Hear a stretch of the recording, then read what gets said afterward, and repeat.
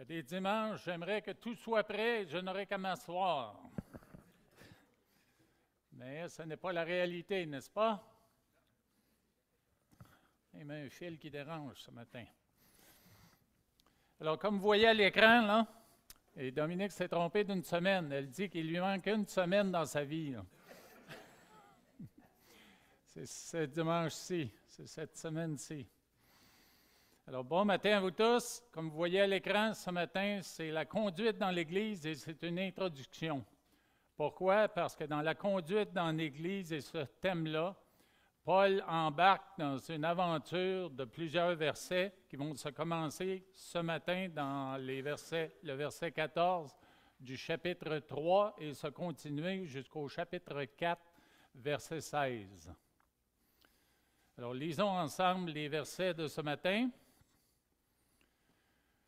Je t'écris ces choses avec l'espérance d'aller bientôt vers toi, mais afin que tu saches, si je tarde, comment il faut se conduire dans la maison de Dieu, qui est l'Église du Dieu vivant, la colonne et l'appui de la vérité.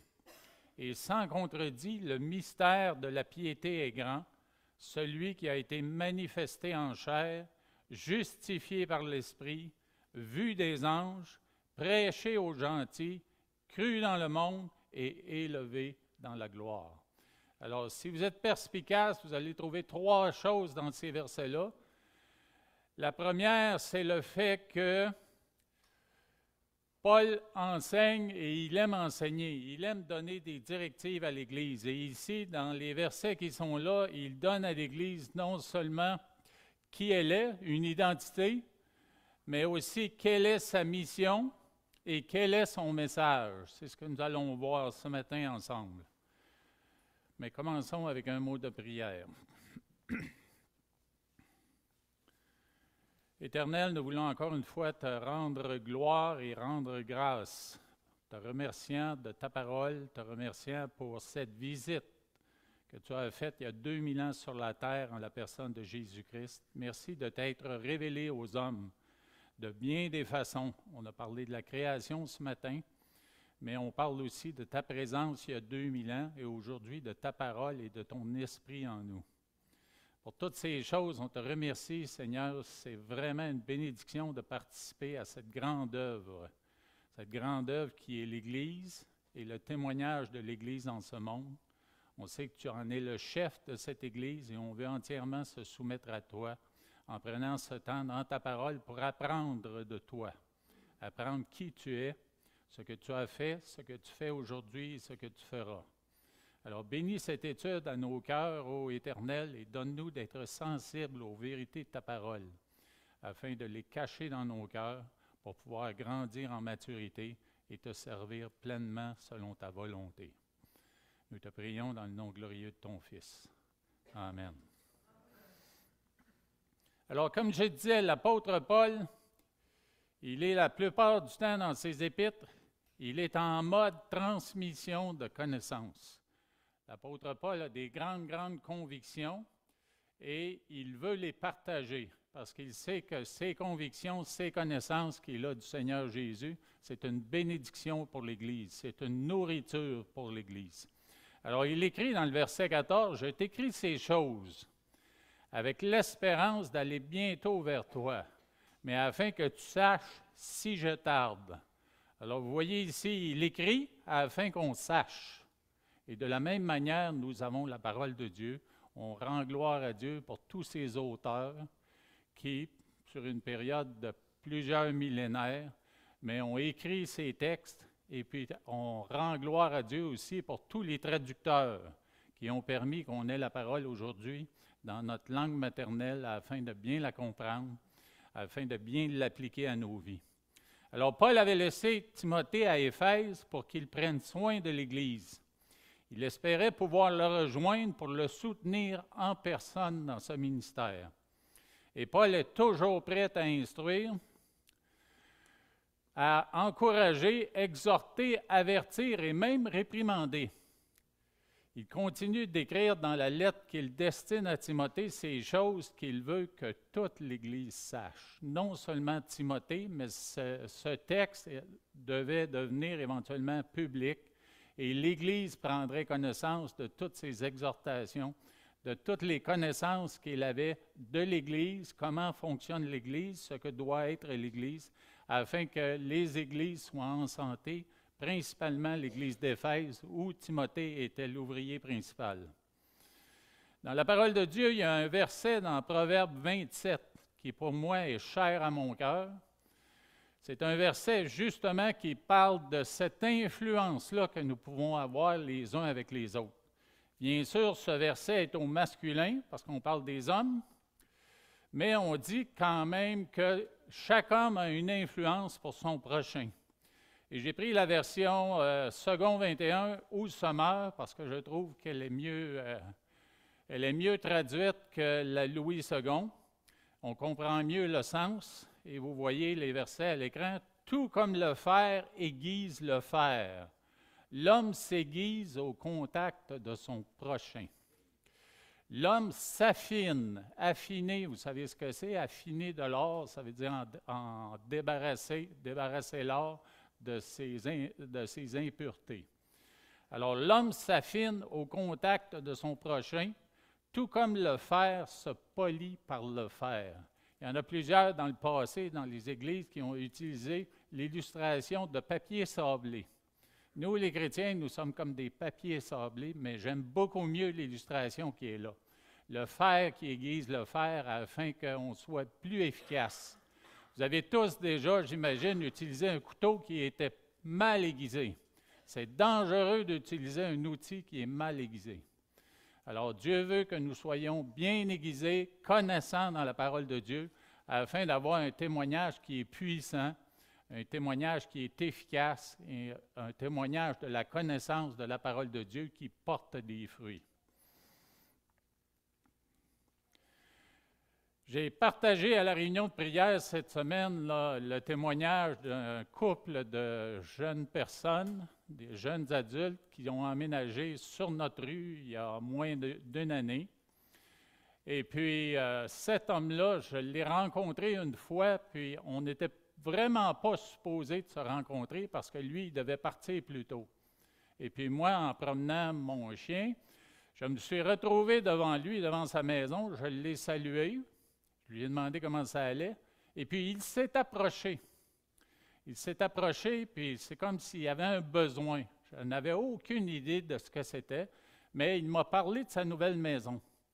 Puis c'est une maison qu'ils ont payée très, très cher parce qu'ils l'ont achetée au moment où les prix des maisons ont beaucoup monté, là, juste après la pandémie, l'année passée, puis l'autre année avant. Alors, il avait un dilemme avec une toiture qui a été rénovée. On a refait le bardeau de la toiture là, tout récemment. Et puis lui, il a réalisé parce qu'il avait fait inspecter la maison. Et puis éventuellement, l'inspecteur lui a dit qu'au niveau de la toiture, il y avait un problème. Oups! Une toiture nouvelle et il y a un problème. Mais le problème qu'il avait, c'est le même problème que j'ai eu à notre première maison à Terrebonne. Puis l'inspecteur qui avait inspecté la mienne pour l'achat de son client, mais il m'a donné la solution. Puis le problème avec les toits de maison dans Terrebonne, c'est qu'on les a fait avec un plywood qui est très mince. Très, très mince. C'est même pas un plywood d'1,5, c'est un plywood de 3,8. Puis en plus de ça, les chevrons en dessous sont au 24 pouces. Alors, ce qui arrive, c'est que sur les joints, quand on met le pied sur les joints, entre les solives, entre les chevrons en dessous, mais si la toiture est usée le moindrement, le pied va passer au travers. Puis d'ailleurs, quand on a fait rénover la toiture de cette maison-là sur la rue Vaillant, mais c'était un semi-détaché. Puis on travaillait conjointement avec les propriétaires de l'autre maison. Et puis, dans l'équipe de travailleurs du voisin, il y avait un homme qui était assez corpulent. Puis l'endroit où on avait mis l'échelle pour monter le bardeau sur la toiture, c'était juste au-dessus de notre porte d'entrée de notre côté. Et puis nous, on faisait attention, on savait que le toit était très fragile plutôt. Et puis lui, il ne l'a pas réalisé. Puis dans la maison, ma mère préparait des boissons, puis elle allait sortir ça dehors par la porte d'en avant, puis elle a vu apparaître une jambe au travers du plafond, dans le salon. Alors, il a passé au travers. Bien, je reviens à mon voisin.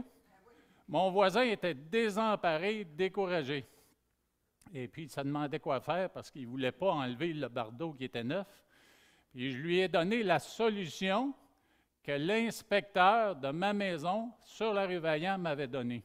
Lui, il m'avait conseillé d'aller par l'entretoit dans le grenier et puis de mettre des travers d'un chevron à l'autre sur les joints de plywood pour les fortifier, les solidifier. Alors moi, je lui ai parlé de ça dans une conversation qui a duré peut-être 5 minutes, puis là, il était content là, parce qu'il n'avait pas à défaire le travail qui était neuf là, sur le toit même.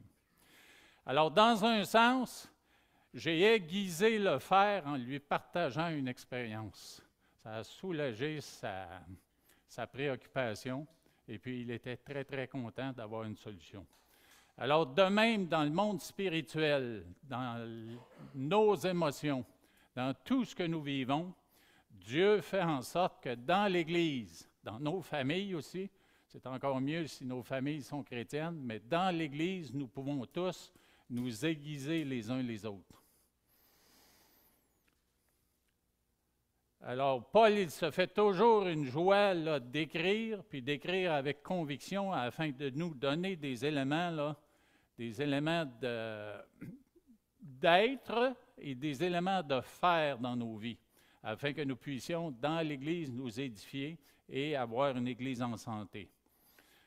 Alors, dans le verset suivant, le verset 15, la portion B, la deuxième portion, il est écrit « Comment il faut se conduire dans la maison de Dieu, qui est l'Église du Dieu vivant, la colonne et l'appui de la vérité. » Alors, se conduire, on sait tous que bien conduire sur la route, c'est rester dans sa voie et puis d'obéir aux lois de la route.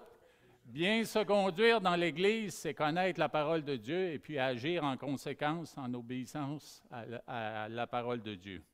Alors, Paul fait référence à tout ce qu'on a vu jusqu'à maintenant dans 1 Timothée, mais il fait aussi référence à ce qui va venir dans la suite, dans le chapitre 4. Alors, qu'est-ce que nous avons vu, nous, depuis le début de la lecture de Timothée? Je vous fais un petit résumé pour rafraîchir votre mémoire. Alors, voici les thèmes. Résistance aux fausses doctrines, entretien de la pureté intérieure, de la bonne conscience et d'une foi sincère. C'est de combattre le bon combat, le combat de la foi. C'est d'être diligent dans la prière. C'est aussi de s'adonner à l'évangélisation en prière et en action. Les versets nous ont aussi parlé de la modestie et de la réserve qui est demandée aux femmes dans l'Église. On parle de soumission devant l'instruction des dirigeants. Et on a aussi beaucoup parlé de qualité de caractère pour tous les ouvriers, tous les dirigeants ou les assistants dirigeants. On a parlé en général là, de l'ordre chez les ouvriers et les participants, qu'ils soient anciens, diacres, diaconesses, etc. Alors, Dieu veut une Église qui est en ordre, une Église qui donne un témoignage d'ordre, un témoignage de discipline, un témoignage de soumission à sa parole, un témoignage de soumission même les uns aux autres. Nous sommes encouragés à nous soumettre les uns aux autres dans l'humilité. Alors, c'est un peu un résumé de tout ce que nous avons vu. Bien sûr, dans le même verset, on voit la maison de Dieu. La maison de Dieu, le terme grec qui est utilisé, c'est oikos. Et puis, ça fait référence à maison, mais définitivement, dans le contexte ici, ça fait référence à maisonner, c'est-à-dire les personnes. Oui, la maison, pour nous, en tant que famille, elle est importante, mais ce qui est encore plus important, c'est les gens qui y habitent. Alors, dans l'Église, quand on parle dans la maison de Dieu, Paul fait référence à la maisonnée. Il fait référence aux gens dans l'Église. Et puis on retrouve cette expression-là à plusieurs reprises dans la parole. Dans Éphésiens 2,19, il est écrit « Ainsi donc, vous n'êtes plus des étrangers, ni des gens du dehors, mais vous êtes concitoyens des saints, gens de la maison de Dieu. » Gens de la maison de Dieu. Bienvenue ce matin dans la maison de Dieu, vous les gens de la maison de Dieu. C'est bon de se retrouver ensemble et puis de lire et d'étudier la parole en présence du Seigneur avec l'Esprit qui est en nous. Dans Galates 6,10, il est écrit « Ainsi donc, pendant que nous en avons l'occasion, pratiquons le bien envers tous et surtout envers les frères en la foi. » Bien sûr, ça sous-entend aussi les sœurs envers les frères et les sœurs en la foi. Dans 1 Pierre 4,17, il est écrit « Car c'est le moment où le jugement va commencer par la maison de Dieu. Or, si c'est par nous qu'il commence, quelle sera la fin de ceux qui n'obéissent pas à l'Évangile de Dieu? » Alors, c'est un avertissement sérieux de la part du Seigneur, comme un père de famille. Un père de famille qui va appliquer une discipline dans les personnes autour de lui, il ne commencera pas par les voisins. Il va commencer par ses propres enfants. Et le Père fait ça pour nous, il applique des jugements. D'ailleurs, il l'a fait pour son peuple, des jugements sévères pour même les écarter pour un temps, à cause de toute l'immoralité et de l'idolâtrie auxquelles se sont soumis les Israélites.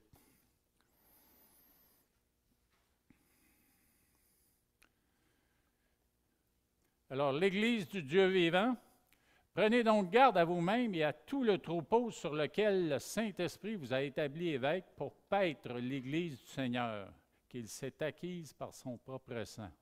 Alors, vous voyez, c'est un encouragement pour les dirigeants dans l'Église de bien prendre soin des brebis. Vous savez tous que dans la parole de Dieu, nous, les chrétiens, nous sommes considérés des brebis. Et puis, on sait, pour avoir lu et s'être renseigné, je ne sais pas si vous avez lu des livres qui ont été écrits, entre autres, par des bergers, mais les brebis sont très, très particulières. Hein? Très particulières. Elles peuvent être têtues, désobéissantes, et puis se retrouver dans toutes sortes de difficultés et de problèmes. Alors, il est important dans l'Église d'avoir une bonne direction afin que l'Église de Dieu grandisse en santé et en maturité. En Éphésiens 1,14, il est écrit « Lequel est un gage de notre héritage pour la rédemption de ceux que Dieu s'est acquis à la louange de sa gloire. » Alors, ce que Christ a fait à la croix, c'est une œuvre qui permet un rachat des élus, des âmes qui se repentent et qui se tournent vers le Seigneur afin que nous appartenions à sa famille et que nous soyons sauvés. Alors, le prix qu'il a payé, là, il est énorme. Dans Tite 2,14, il est écrit « Qui s'est donné lui-même pour nous, afin de nous racheter de toute iniquité, et de se faire un peuple qui lui appartienne, purifié par lui et zélé pour les bonnes œuvres. » Alors, le Dieu de l'univers, celui qui a créé l'univers, il s'est racheté un peuple, et nous en faisons partie. Nous avons de quoi exprimer de la gratitude. Dans 1 Pierre 2,9, il est écrit « Vous, au contraire, vous êtes une race élue, un sacerdoce royal, une nation sainte, un peuple acquis, afin que vous annonciez les vertus de celui qui vous a appelé des ténèbres à son admirable lumière. » Alors ici, c'est un verset qui prépare un peu la troisième partie du message, où on parle vraiment de Jésus-Christ et on parle du message à annoncer aux gens qui vivent dans les ténèbres, là.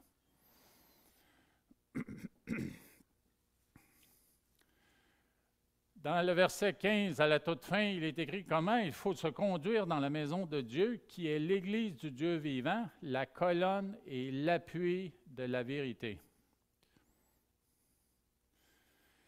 Alors, Paul ici utilise une illustration d'ordre architectural.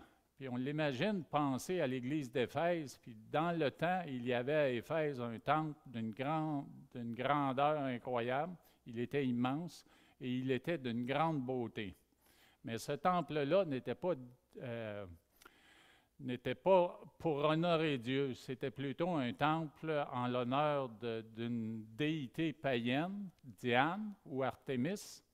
Et puis c'est un temple qui était très visible dans la ville. On pouvait le voir de loin et on pouvait apprécier son architecture et sa grandeur. Il y avait 127 colonnes de marbre ornées d'or et de joyaux en l'honneur de chaque roi qui a financé ces éléments de la construction. La fonction principale, c'était de soutenir un toit immense. Ces colonnes impressionnantes soutenaient un imposant temple en l'honneur d'un faux Dieu et de sa religion païenne. L'Église, elle, a pour mission d'attester la vérité divine. C'est notre raison d'être. Alors, vous voyez, ce temple-là, il était dédié à un faux Dieu.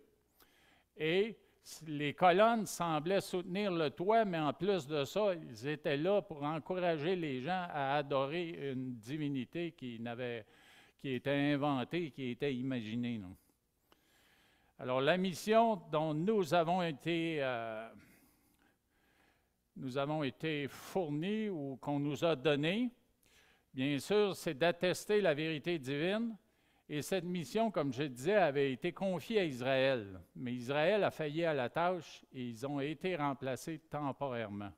Et bien sûr, Romains, les chapitres 9, 10, 11, attestent de cette réalité. Alors Jésus, il est la vérité, c'est le peuple de Dieu qui est le présentoir, la vitrine de la vérité. Alors quand les gens nous regardent, ils doivent absolument voir Jésus-Christ en nous. Le voir dans nos paroles, dans nos attitudes, dans nos actions. Ils doivent être capables de percevoir l'amour du Christ en nous. Et c'est ce qui va les attirer là, à s'approcher du Seigneur. Dans 1 Corinthiens 3,16, Paul a écrit « Ne savez-vous pas que vous êtes le temple de Dieu et que l'Esprit de Dieu habite en vous? Si quelqu'un détruit le temple de Dieu, Dieu le détruira, car le temple de Dieu est saint.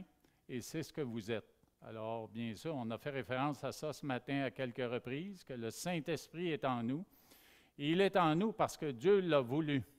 Il a voulu que par notre décision de nous repentir et de nous soumettre à sa volonté, le Saint-Esprit vient habiter en nous pour nous fortifier, nous guider, même nous enseigner et nous convaincre. Dans Éphésiens 2,20, il est écrit « Vous avez été édifiés sur le fondement des apôtres et des prophètes. » Jésus-Christ lui-même étant la pierre angulaire, en lui, tout l'édifice bien coordonné s'élève pour être un temple saint dans le Seigneur. En lui, vous êtes aussi édifiés pour être une habitation de Dieu en esprit. On en a parlé la semaine passée. Alors, l'Église se doit d'être organisée. Est-ce que l'Église est la source du salut? Non, elle proclame le salut, elle annonce le salut. La source du salut, c'est Jésus-Christ et sa parole. Alors l'Église, elle, une Église organisée, bien sûr, elle est le soutien et le rempart, mais pas la source. L'Église organisée a reçu de Dieu quoi? Elle a reçu l'intendance de la vérité, comme si on nous avait confié la vérité afin qu'on se la partage, on s'édifie avec cette vérité et on la proclame au monde qui nous entoure. Alors, c'est la raison majeure d'exister de l'Église du Seigneur. La raison majeure, c'est d'avoir cette parole et puis de se l'enseigner, de la connaître. Vous allez voir tantôt là, comment est-ce qu'un chrétien peut soutenir cette vérité. J'ai plusieurs items à vous montrer. Mais dans l'autre côté, l'action de déformer, de dénaturer, de déprécier ou d'abandonner les vérités bibliques, c'est de commettre des erreurs par rapport à Christ et à sa parole. C'est ignorer l'objectif principal de Dieu pour son Église.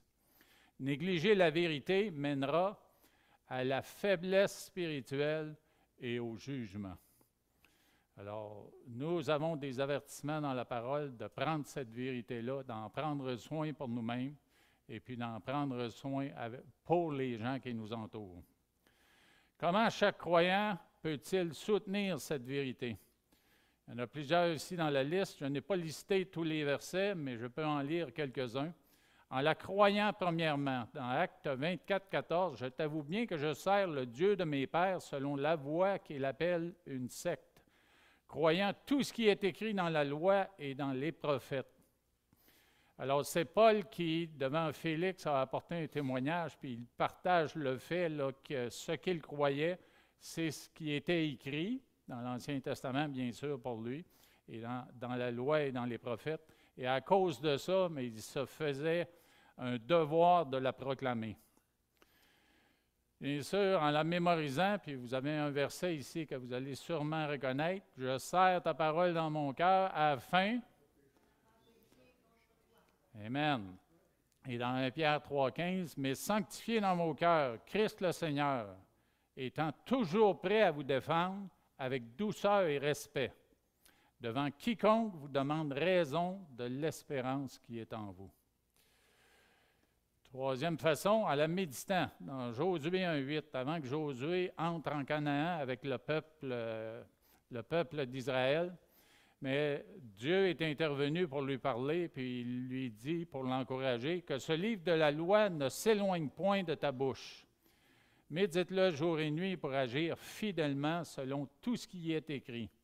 Car c'est alors que tu auras du succès dans tes entreprises, c'est alors que tu réussiras.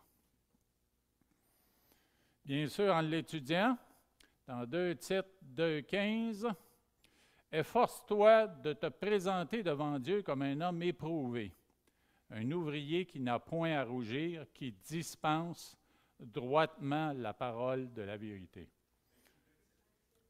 J'ai écrit 2 Tite. Ah, erreur, je ne peux pas l'enlever, là, mais vous allez devoir faire avec. Merci de me le dire. Vous allez chercher longtemps, n'est-ce pas? Désolé pour ça. En y obéissant, dans Luc 11, 28, « Mais Jésus répondit, « Heureux plutôt ceux qui écoutent la parole de Dieu et qui y obéissent. » Ça, c'est la version sommaire. « En la défendant, ceux-ci agissent par amour, sachant que je suis établi pour la défense de l'Évangile. » Encore Paul là, qui décrit son ministère. Bien sûr, en la vivant, cette fois-ci, c'est dans le titre 2, non pas 2 titres, à ne rien dérober, mais à montrer toujours une parfaite fidélité afin de faire honorer en toute doctrine, à faire honorer plutôt en tout la doctrine de Dieu, notre Sauveur. Et finalement, en la proclamant. Et bien sûr, ce sont les versets de la grande commission, de la grande demande ou exhortation que le Seigneur fait à tous les chrétiens. Allez, faites de toutes les nations des disciples, les baptisant au nom du Père, du Fils et du Saint-Esprit, et enseignez-leur à observer tout ce que je vous ai prescrit. Et voici, je suis avec vous tous les jours jusqu'à la fin du monde. Dans Jean 17, 14, nous voyons, « Je leur ai donné ta parole. » C'est bien sûr une parole de Jésus. « Et le monde les a pris en haine, parce qu'ils ne lui appartiennent pas, comme moi-même, je ne lui appartiens pas. » Alors, la mission suprême de l'Église consiste donc à conserver le précieux héritage de la parole de Dieu. Quel privilège notre Sauveur nous fait en nous chargeant d'appuyer sa vérité divine. Est-ce que le Seigneur a absolument besoin de nous pour soutenir sa parole? Est-ce que sa parole, elle est puissante en elle-même? J'ai un témoignage à vous partager. Il y a quelques années, il y a un homme de l'association Wycliffe qui est venu à Terrebonne et puis il a fait une visite chez plusieurs membres de l'Église ici parce que nous, Chantal et moi, on était encore très impliqués avec l'association Wycliffe et on en faisait la promotion. Son nom, c'est Jack Popjees. Il a travaillé pendant longtemps avec les Kanelas au Brésil, le peuple Kanela. Et puis là, je ne me souviens pas si le témoignage qu'il nous a partagé, c'était lui ou un autre missionnaire de Wycliffe. Mais ça concerne une aventure de traduction qui a pris 24 ans. 24 ans à apprendre une langue et traduire le Nouveau Testament dans cette langue. Bien sûr, ils avaient des aides. Quand on apprend une langue, le peuple chez qui on travaille, ils nous apprennent des choses, puis on devient amis. Bien sûr, on passe beaucoup de temps ensemble. on apprend la langue, on apprend les coutumes, puis même ces personnes-là deviennent des aides pour aider à la traduction. Alors, des gens ont été, chez ce peuple-là, ils ont été exposés à l'Évangile, à la traduction de la parole. Mais pendant ce 24 ans-là, il n'y a eu aucun converti. Aucun converti. Et ici, j'ai écrit zéro, nil, néant, nada. Alors, imaginez, ces traducteurs-là, c'était un couple, ils étaient deux, et puis ils sont revenus à la maison pour une période là, de vacances, qui était, entre autres, pour se reprendre du découragement qu'ils vivaient, là, étant donné qu'il n'y avait aucun converti. Alors, ils sont restés éloignés pendant 6 ou 7 ans. Quand ils sont retournés là-bas, devinez ce qu'ils ont trouvé. Ils ont trouvé des convertis et une église en grande santé parce que la parole avait fait son œuvre. C'est comme pour leur montrer là, que le Seigneur fait l'œuvre principale. Eux, ils ont été des outils dans la main de Dieu, mais c'était tout un témoignage de la grâce de Dieu pour un peuple d'Amérique du Sud. Alors, dans les versets suivants, nous rencontrons la très grande importance de la piété. Et, sans contredit, le mystère de la piété est grand, celui qui a été manifesté en chair, justifié par l'Esprit, vu des anges, prêché aux gentils, cru dans le monde, élevé dans la gloire. Le grand, bien sûr, c'est méga. On connaît ça, méga? C'est un mot grec là, qui veut dire très grand, de grande envergure. Mais ici, moi, j'ai toujours lu ce verset-là en pensant que c'était le mystère qui était de grande envergure. Puis je pensais à ma jeunesse alors qu'on fréquentait l'Église catholique romaine, puis on entendait les mots foi, les mots piété, puis c'était comme nébuleux. Nous qui étions habitués à travailler avec mon père en menuiserie, mais on savait ce que c'était un marteau, une scie, un morceau de bois. Puis on savait ce que c'était aussi un ballon, une balle de baseball, puis un bâton de baseball. Mais la piété et la foi, c'était mystérieux. Alors c'est pour ça qu'en lisant ce verset-là, je me disais que ce qui est grand, c'est le mystère de cette piété-là. Mais le verset nous dit autrement. Ce n'est pas le mystère qui est grand. C'est plutôt que le tout est grandement merveilleux. C'est la merveille, c'est la beauté. C'est la beauté de ce mystère-là. Puis la piété, bien sûr, ça signifie engagement envers quelqu'un. Alors, c'est l'engagement, c'est la dédication que nous avons à entretenir notre relation avec Dieu. Si nous sommes pieux, nous allons être dans la parole. Si nous sommes pieux, nous allons être dans la prière. Si nous sommes pieux, nous allons partager l'Évangile avec quelqu'un. Dans Matthieu 13, 14, on voit ici des versets là, qui parlent du fait que des gens n'ont pas même réalisé le mystère qui n'était pas si grand que ça parce que Christ s'est révélé. Et puis le mystère, bien sûr, c'est Christ et son œuvre parce qu'il s'est révélé et ça a été révélé aux hommes. Mais des gens n'ont rien vu de ça. Entre autres, la majorité du peuple juif. Et pour eux s'accomplit cette prophétie d'Isaïe. Vous entendrez de vos oreilles et vous ne comprendrez point. Vous regarderez de vos yeux et vous ne verrez point. Car le cœur de ce peuple est devenu insensible. Dans l'Ancien Testament, un des grands prophètes va parler d'un cœur de pierre. Ils ont endurci leurs oreilles, ils ont fermé leurs yeux, de peur qu'ils ne voient de leurs yeux, qu'ils n'entendent de leurs oreilles, qu'ils ne comprennent de leur cœur, qu'ils ne se convertissent et que je ne les guérisse. Mais heureux sont vos yeux, j'essaie d'aller trop vite, là.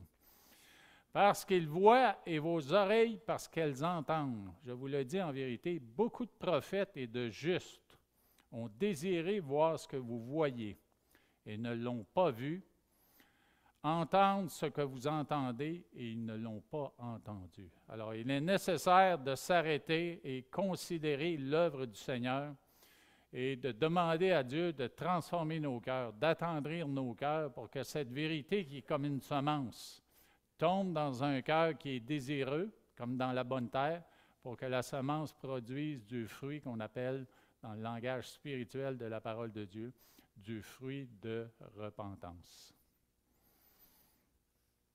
La piété, elle est très difficile à expliquer, à illustrer et à traduire.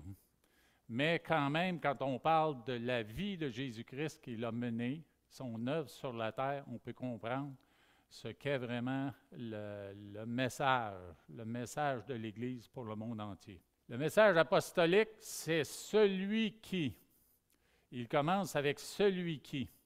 Et puis, bien sûr, on le devine dans ce qui est mentionné là, celui qui a été manifesté en chair, justifié par l'Esprit, vu des anges, prêché aux gentils, cru dans le monde et élevé dans la gloire. C'est le message de la prédication apostolique. Dans Luc 24, 46, il est écrit, il leur dit ainsi, il est écrit que le Christ souffrirait et qu'il ressusciterait des morts le troisième jour, et que la repentance et le pardon des péchés seraient prêchés en son nom à toutes les nations, à commencer par Jérusalem. Si vous jetez un coup d'œil là, sur le psaume 22, cet après-midi, jetez un coup d'œil sur le psaume 22 si vous n'êtes pas familier avec le psaume 22 et vous allez voir une description des souffrances que Jésus a vécues. C'est assez détaillé. Alors, la prédication apostolique, même Pierre, il l'a faite à Corneille. Il a reçu d'ailleurs l'invitation à rencontrer Corneille, il l'a reçu en songe. Et puis Corneille, de son côté, a reçu en songe le désir d'aller vers ce Pierre qui annonçait un évangile différent et d'entendre la vérité. Alors, Paul l'écrit aussi continuellement dans ses épîtres, le sujet de la prédication apostolique. Dans 1 Corinthiens 1, 23, il le dit ici, « Nous prêchons Christ crucifié. Scandale pour les Juifs et folie pour les païens. » Vous savez, dans les témoignages que nous donnons aux gens qui nous entourent, il nous arrive souvent de parler de Dieu. De Dieu, de Dieu, de Dieu. Mais est-ce qu'on parle de Jésus-Christ et de son œuvre? Est-ce qu'on parle de Jésus-Christ et de sa crucifixion et des souffrances qu'il a vécues et pourquoi il les a vécues? Alors, en tant qu'Église, si nous sommes des porteurs de la vérité, nous devons trouver des occasions pour parler de ces détails-là, afin d'amener les gens à la réalisation là, qu'ils sont pécheurs et puis Christ a fait ça par amour pour amener des gens à la repentance et au salut. Si c'était juste Jésus venu sur la terre, sans crucifixion, sans résurrection, il n'y aurait pas de salut. Il n'y aurait pas de salut. C'est comme ça que les gens ont été rachetés par l'œuvre de Christ. Dans 1 Corinthiens 2, 2, Paul écrit aussi, « Car je n'ai pas eu la pensée de savoir parmi vous autre chose que Jésus-Christ et Jésus-Christ crucifié. » Dans 2 Corinthiens 4, 5, il écrit encore, « Nous ne nous prêchons pas nous-mêmes, c'est Jésus-Christ le Seigneur que nous prêchons et nous nous disons vos serviteurs à cause de Jésus. » Certains enseignants, certains faux enseignants pouvaient arriver et se prêcher eux-mêmes. On connaît des pasteurs qui sont vraiment là, tombés dans l'évangile de la prospérité et qui se prêchent eux-mêmes. Mais nous devons prêcher celui qui est venu pour mourir à la croix et sauver les hommes. Dans Galates 6, 14, encore, il est écrit « Pour ce qui me concerne », c'est encore Paul qui écrit, « Loin de moi la pensée de me glorifier d'autre chose que la croix de notre Seigneur Jésus-Christ, par qui le monde est crucifié pour moi, comme je le suis pour le monde. »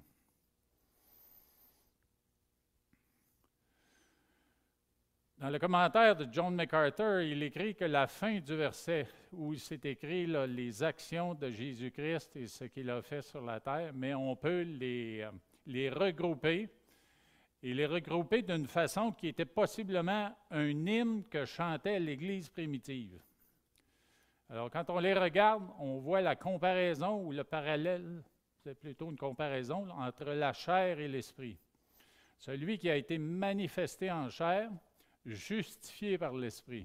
L'autre point, c'est les anges et les nations, les hommes vraiment, vus des anges et prêchés aux gentils.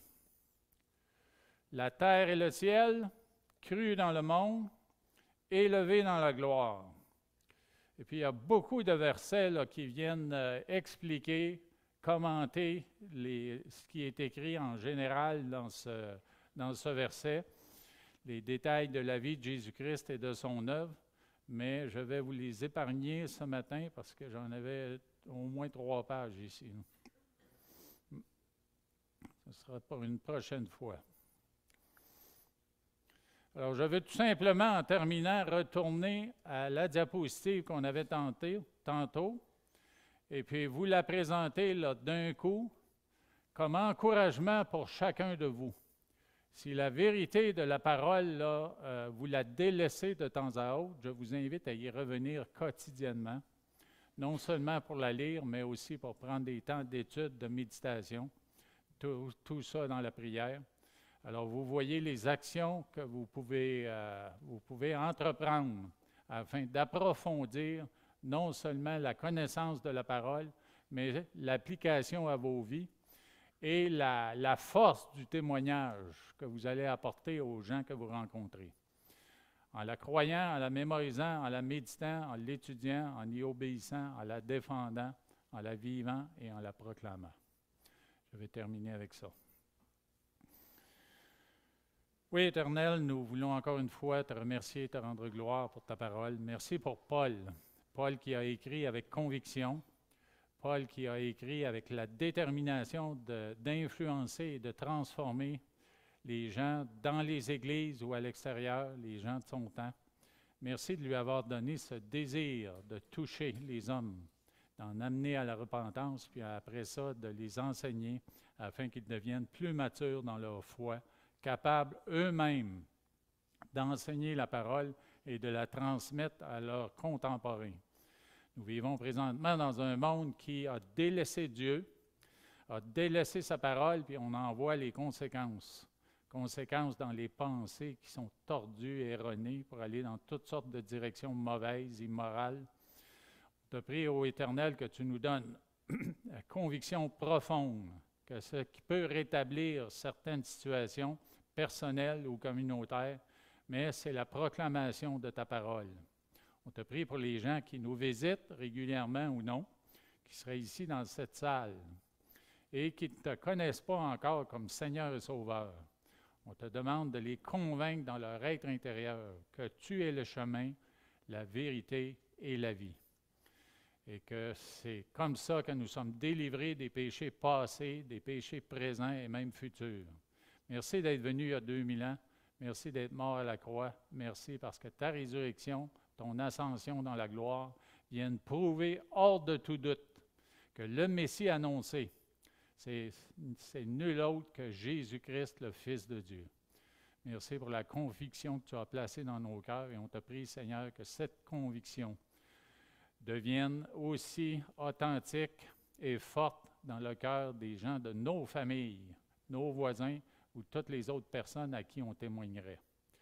Toutes ces choses, on te les demande dans le nom glorieux de Jésus. Amen.